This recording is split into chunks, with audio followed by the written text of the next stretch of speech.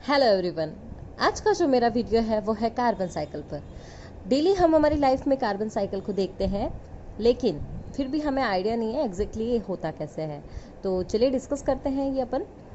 Carbon cycle जो है ये एक ऐसी सीरीज़ है जिसमें कार्बन कंपाउंड घूमता है एनवायरनमेंट के अंदर अलग अलग पार्टीशन के साथ। जैसे कैसे पार्टीशन हो जाएगा, ह्यूमन का भी पार्टीशन हो जाएगा, एनिमल्स का भी हो जाएगा, इंडस्ट्रियल डेवलपमेंट्स का भी हो जाएगा। अलग अलग चीज़ों में जब कार्बन एटम का रोटेशन हो रहा है तो उसे हम एक साइकिल की फॉर्म में स्टडी करते हैं और उसे कहते हैं कार्बन साइकिल।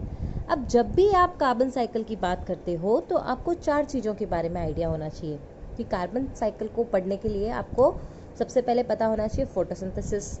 फोटोसिंथेसिस एक बहुत बड़ा रोल प्ले करता है कार्बन के साइकिल के अंदर।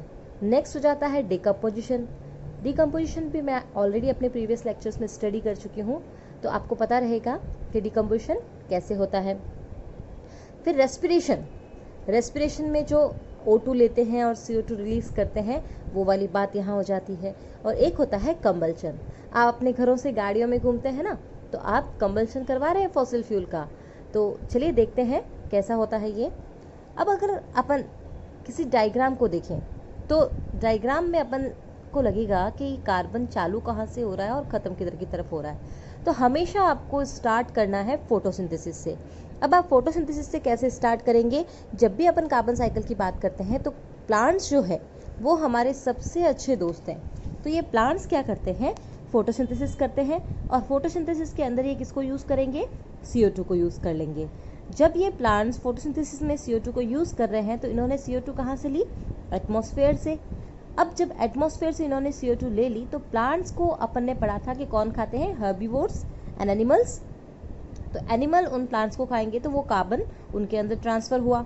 अब जब वो एनिमल रेस्पिरेशन करेंगे तो ये कार्बन वापस एटमॉस्फेयर में रिलीज हो जाएगा CO2 की फॉर्म में। और जब ये एनिमल्स की डेथ हो जाती है या प्लांट्स की पत्तियां वगैरह नीचे चली जाएगी तो डिकम्पोजिशन होगा, तो डेट्रिटस फूड चेन चलेगी और उस फूड चेन के साथ कार्बन जो है डेट्रिटस फूड चेन के अंदर एंटर कर जाएगा।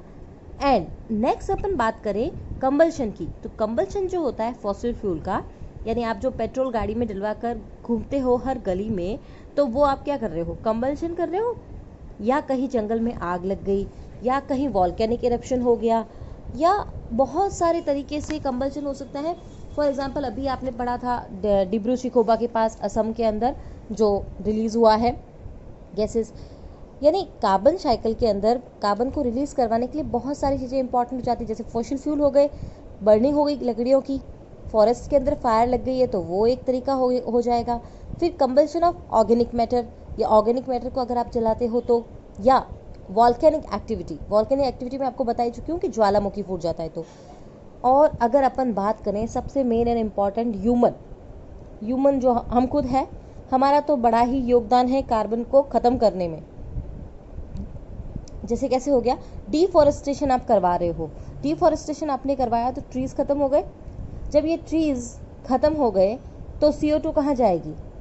CO2 प्लांट्स नहीं ले पाएंगे तो एटमॉस्फेयर में ही रही। तो ये जो हो गया आपका कार्बन रिलीज़ हुआ। अब देखिए, अगर आपने एटमॉस्फेयर में से कार्बन जो थी, अब ह्यूमन जो फैक्ट्रियाँ वगैरह भी लगाता है तो वो भी तो रिलीज़ करेगी ना कोई न कोई वेस्ट पार्टिकल्स को, उसके साथ भी एटमॉस्फेयर में कार्बन रिसीव होता है। फिर काफ़ी सारा कार्बन ऐसा कहा जाता है कि ओशन के अंदर डिज़ोल्व फॉर्म में प्रेजेंट है।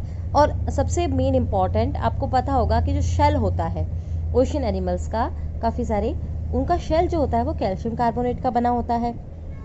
यानी कैल्केरियस शेडिमेंट की फॉर्म में रह रहा है कार्बन जो है वो कहाँ पर? ओशन के अंदर। और जैसा कि अभी रिसेंट स्टडीज़ में मैंने आपको बताया था कि जो पॉल्यूशन है उसका लेवल जो है वो बहुत ज़्यादा इंक्रीज़ हो रहा है, तो माइक्रो पॉल्यूटेंट की वजह से जो शी शेल है वो कमज़ोर हो रहे हैं।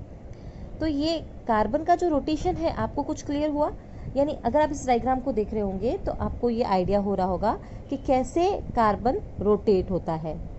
यानी फोटोसिंथेसिस से प्लांट्स के पास गया, प्लांट्स को एनिमल ने लिया, फिर डेट्रिटस फूड चेन के साथ कार्बन उनके अंदर एंटर हुआ, फिर फॉसिल फ्यूल से कार्बन एटमॉस्फेयर में एंटर हुआ, ये ऑर्गेनिस्ट की डेथ हो गई तो वापस एनवायरनमेंट में एंटर हो गया।